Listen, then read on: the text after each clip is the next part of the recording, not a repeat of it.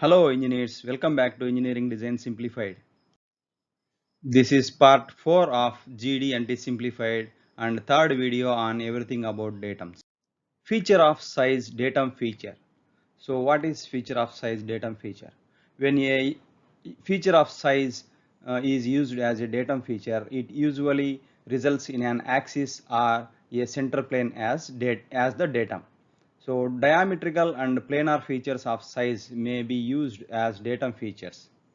When a feature of size is used as a datum feature, the drawing must indicate the material condition at which the true geometric counterpart applies. MMC, LMC or RFS. RFS is the default condition. If MMC or LMC is desired, it must be specified. The material condition for a FOS datum feature is specified in the feature control frames that reference the datum. When a diameter is used as a datum feature, it results in a datum axis. When a planar FOS is used as a datum feature, it results in a datum center plane. How to specify a FOS datum feature? So for external features like width and height, we specify like shown in this figure here. So the dimension is outside this dimension extension line, and the datum is attached at the other end. The other way is the dimension is inside these two lines and the datum is attached outside. For internal features like hole, the datum is specified like shown in these three pictures, either this way or this way.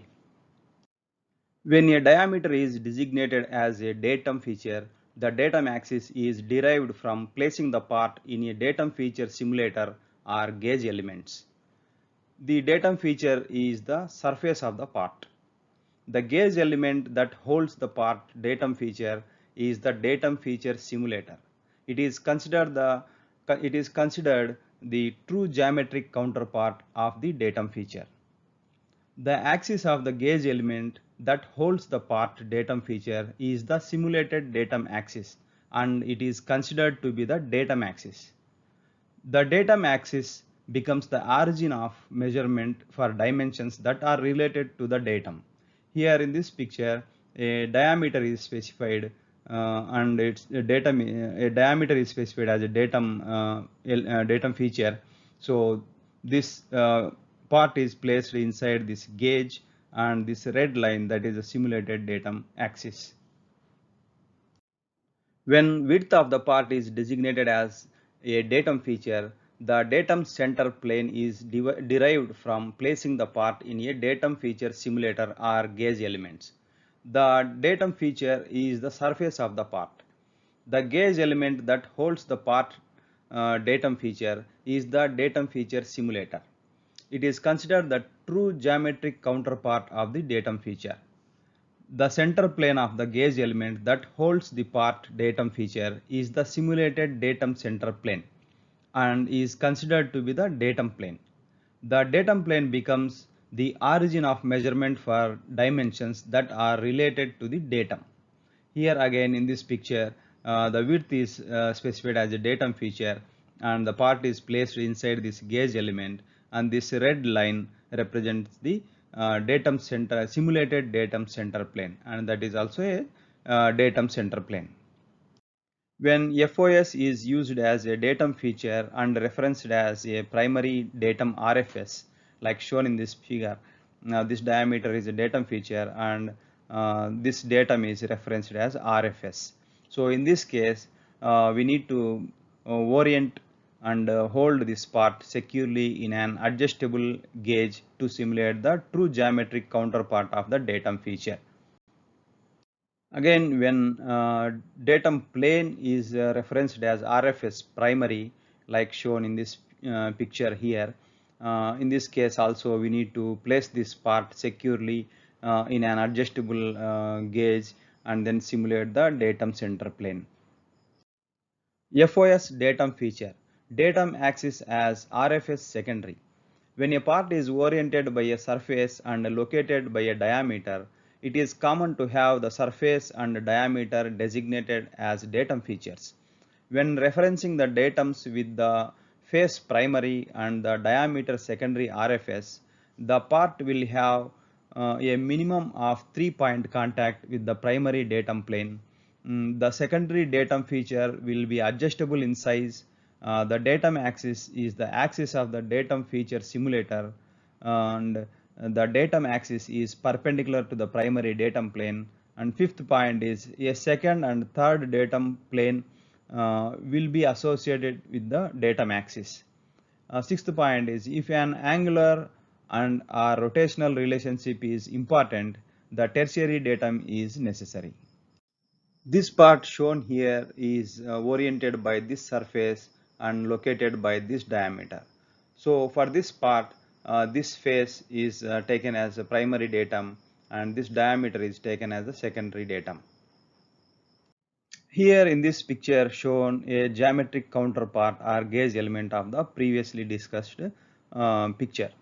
So this plane A should have minimum 3-point contact with the primary datum plane A, and this datum B should be an adjustable size and it should be perpendicular to this datum plane A. FOS datum feature, datum axis RFS secondary, datum center plane or datum axis as RFS tertiary. When a part is oriented by a surface located by a diameter and has an angular relationship relative to a FOS, it is common to have the surface, diameter and FOS designated as the datum features. When referencing the datums with the face primary, diameter secondary RFS and slot or hole as tertiary RFS, the part will have a minimum of 3 points of contact with the primary datum plane. The secondary datum feature will be adjustable in size.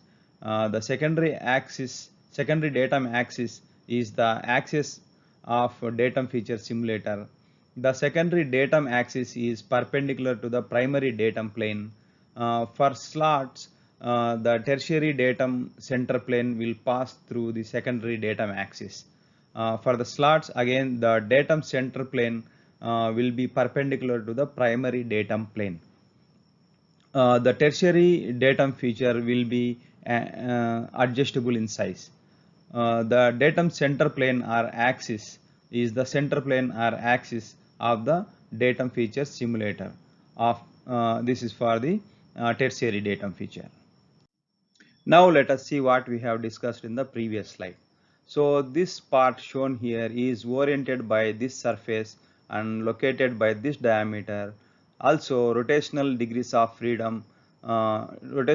of freedom is arrested by this diameter.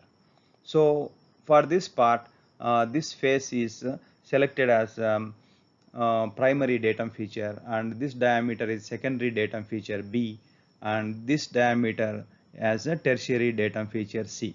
So this secondary datum feature is perpendicular to primary datum plane that is shown here, and this tertiary datum axis here in this case is also perpendicular to plane A, datum plane A. This part shown here is a geometric counterpart or gauge element of previously discussed picture. So this part should have at least this part should have minimum of 3 points of contact on the primary datum plane, and this datum B should be adjustable in size, and B is also perpendicular to A, and this datum C is also adjustable in size, and C is also perpendicular to A. If C is a datum center plane, it should pass through B and also should be perpendicular to datum A. That's all for today's video. If you like this content, please like, share and subscribe. Thanks for watching.